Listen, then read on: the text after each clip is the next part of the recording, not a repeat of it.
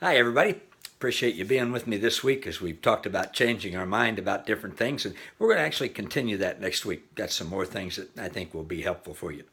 Today, I want to ask you to consider changing your mind about baptism. Baptism can be a very, very divisive subject for Christians. There are well meaning, but I would say misinformed people who say you can't get into heaven unless you've been baptized exactly right. And by exactly right, they mean into their denomination or even into their specific local church. And of course, a certain way. And there are lots of different types of baptism. There's immersion, there's sprinkling, there's pouring. The original word, there was no word to begin with, but the Greek word baptizo simply means to be totally immersed into. And a good picture of it is maybe like a boat that's sunk in the ocean. There's water all throughout it, everywhere. There's no place that there's not water. So it's still a boat, but it's totally immersed in the ocean. And so when my understanding is, as in the original Greek language, which is what was used when people wrote the New Testament, they talked about us being totally immersed in Christ and Christ being in us. And the Apostle Paul used that phrase, in Christ or Christ in us, a ton of times in the different books that he wrote in 2/3 of the New Testament.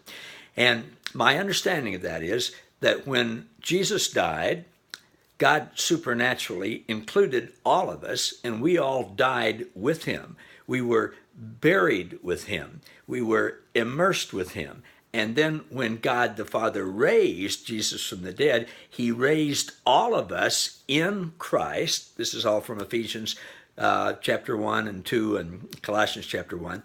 He raised all of us in Christ as new creations. This was all totally of God. It wasn't anything that we could do. Totally new creations that were right or righteous with God.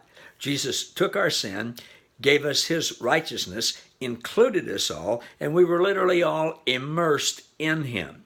That's what the original Greek meaning, the way it was used by people who wrote the New Testament, meant, baptism.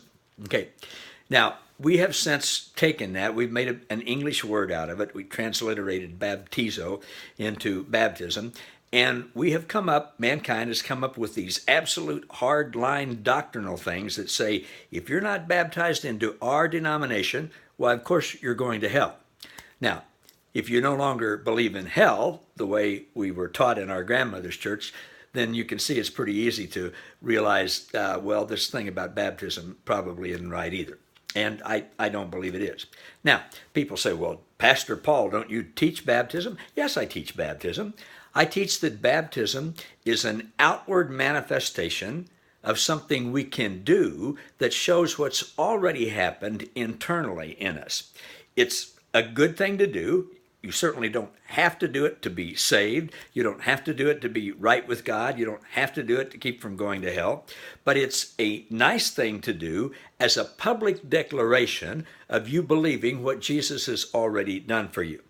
So when you start to understand that, and you start to understand how Jesus sees everyone as in Christ and him in everyone, then we no longer become divisive. We no longer say, well, there's us who've been baptized the right way and everyone else, those pagans who haven't, and therefore God's going to smite them and send them to hell.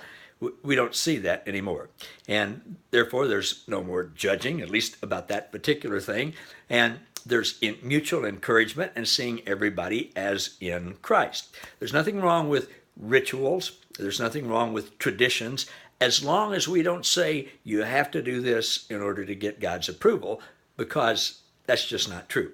So certainly be baptized if you want to. Invite your friends to come and give a little testimony and say, hey, I used to believe this way, but I changed my mind. I repented or changed my mind, and now I believe this way, and I just want to make a public declaration of that when Jesus took me under the earth with him, and I was buried with him and brought me back up, I was clean, a new creation.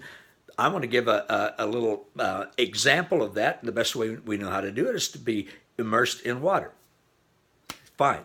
That's That's to me, that's my understanding of it. Hey, we're certainly friends, and I don't disparage you or judge you if you believe differently. That's my take on it for what it's worth, and I hope you'll consider it. All right, next week we're going to look at some more things that might be good for us to change our minds about. Thanks. See you then.